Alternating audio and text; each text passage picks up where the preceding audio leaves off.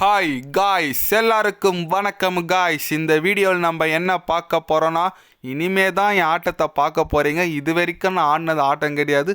கண்டிப்பாக 4th 5th test போட்டியில் என்னோடய ஆட்டத்தை ரொம்ப அபாரமாக நாங்கள் விளையாடுவேன். அது மட்டும் இல்லாமல் 3rd and 5th போட்டியில் கண்டிப்பாக இந்திய அணியை நாங்கள் வீழ்த்துவோம் அப்படின்னு சொல்லிட்டு போட்டி முடிஞ்சு 3rd டெஸ்ட் போட்டி முடிஞ்சதோடனே பத்திரிக்கையாளர் சந்திப்பில் பார்த்தீங்கன்னா ஆஸ்திரேலிய அணியின் நட்சத்திர வீரர் டிராவிஸ் ஹெட் பார்த்தீங்கன்னா இந்திய அணிக்கே சவால் விடுற மாதிரி பேசியிருக்காரு.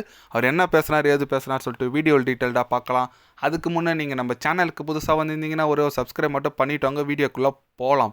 ஆமாங்க, டிராவிஸ் ஹெட் அவர் என்ன சொன்னாருன்னு கேட்டிங்கன்னா, கட்டாயம் 3rd டெஸ்ட் போட்டி நாங்கள் தான் வெற்றி பெற வேண்டியது, அது மழையால் நின்று போச்சு, எனக்கு ரொம்ப வருத்தமாக இருக்குது, இருந்தாலும் பரவாயில்ல, 4th 5th கண்டிப்பாக நாங்கள் ரொம்ப அபாரமாக விளையாடுவோம். நாங்கள் இந்த 3rd டெஸ்ட் போட்டி செகண்ட் இன்னிங்ஸில் எங்கள் பேட்டிங் நிறைய பாடத்தை கற்றுக்கணும். கண்டிப்பாக அது போன்ற பேட்டிங் இனிமேல் நாங்கள் ஆட மாட்டோம்.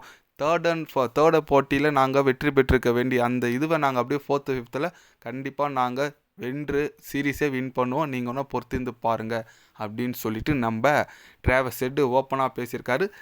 எஸ், அவர் சொல்கிறது ஒரு பக்கம் யோசிக்க வேண்டியதாக இருந்தாலும் இன்னொன்று சொல்லியிருக்காரு பாருங்கள், இனிமே தான் என் ஆட்டத்தை பார்க்க போகிறீங்களா, இதுக்கு முன்னே அடிச்சதே போதாதாப்பா, இதில் இனிமே உன் ஆட்டத்தை வேறு பார்க்கணுமா. அவர் தாங்க ஒரே ஒரு ஆள் சிங்க மாதிரி நிற்கிறன்னு ஒரு டைலாக் இருக்குது, அதுமாரி ஒரே ஆள் போட்டு நம்ம இந்தியாவை போட்டு அடிச்சுட்டே இருக்கார். எல்லா விதமான ஃபார்மேட்லேயும் டெஸ்ட்டில் மட்டும் இல்லை, ODI T20 எல்லாத்துலேயும் நம்மக்கிட்ட நல்ல ஆவரேஜ் வச்சுருக்காரு, நல்ல பர்ஃபார்மன்ஸ் பண்ணிட்டு வந்துட்டுருக்காரு கண்டினியூவாக டிராவிஸ் ஹெட். அதனால் கண்டிப்பாக 3rd 5th அவர் என்ன பண்ண போகிறான்னு சொல்லிட்டு ஒரு பயமாக இருக்குது. ஒரே ஒரு நம்ம ஜெசி பாய் பும்ராவை தான் நம்பியிருக்கேன், என்ன பண்ணுறாரு தலைவன் சொல்லிட்டு நம்ம வெயிட் பண்ணி பார்க்கணும்.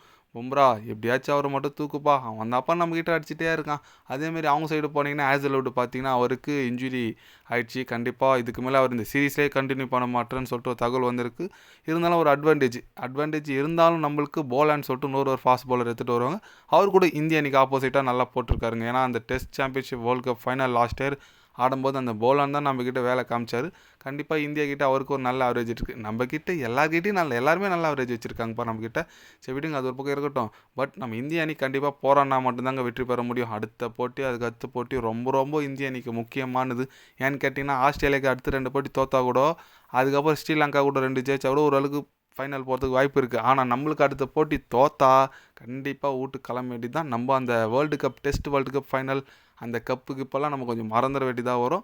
பார்க்கலாம் இந்திய அணியோட பர்ஃபார்மன்ஸ் எப்படி இருக்குன்னு சொல்லிட்டு நம்ம வெயிட் பண்ணி தான் பார்க்கணும்.